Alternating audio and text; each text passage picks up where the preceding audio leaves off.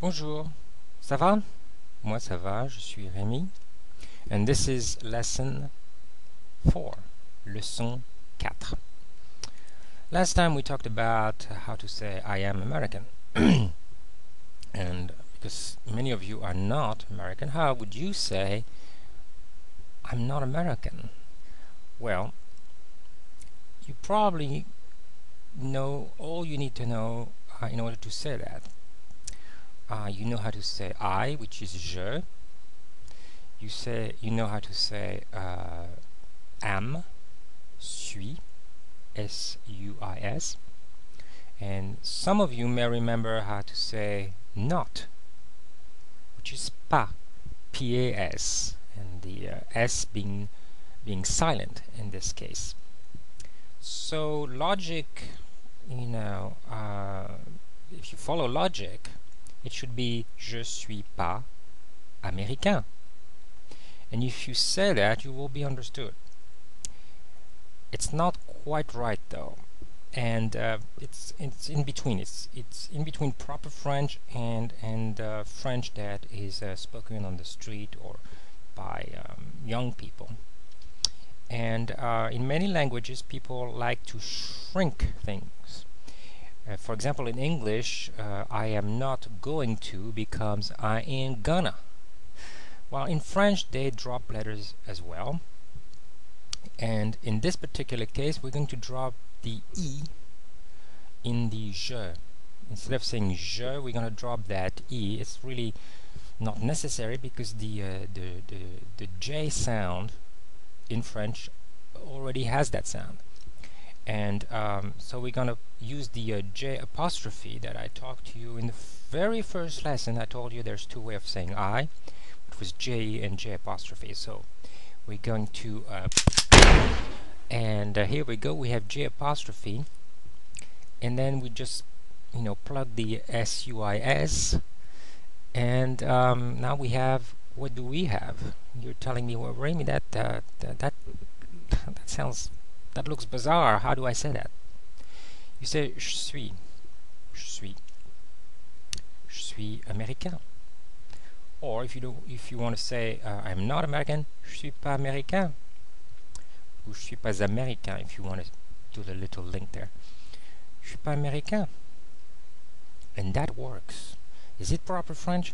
No, it's I'll call it street French, and young people will use that. So it works.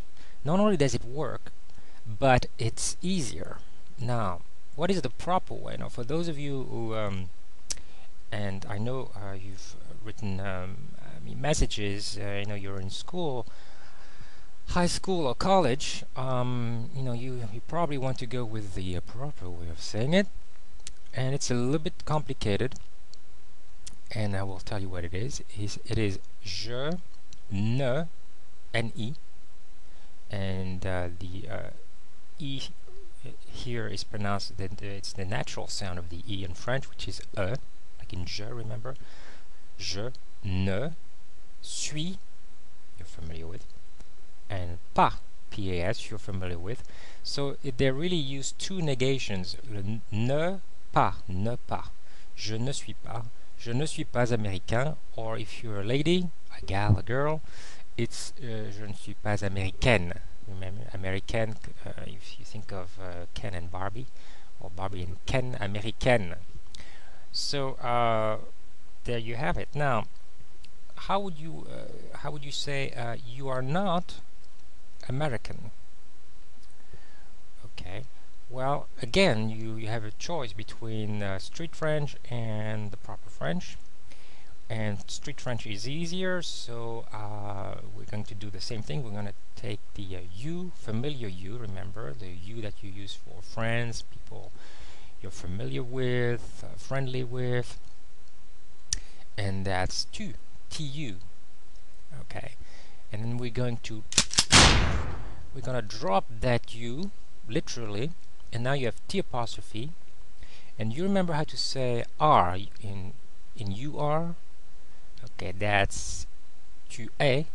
So now we have T apostrophe es, t'es pas américain. t'es pas américain. Okay, that's street French. It works, and actually, it's probably the kind of French you want to use to break the ice, especially with young people.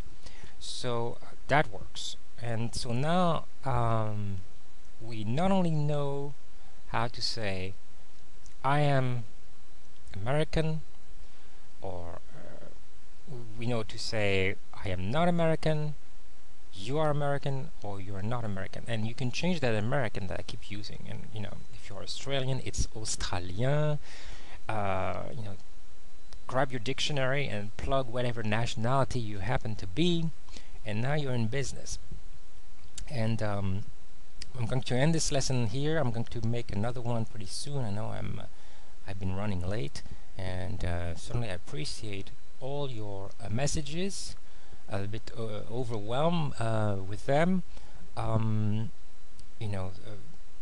Most of them are very complimentary and very encouraging.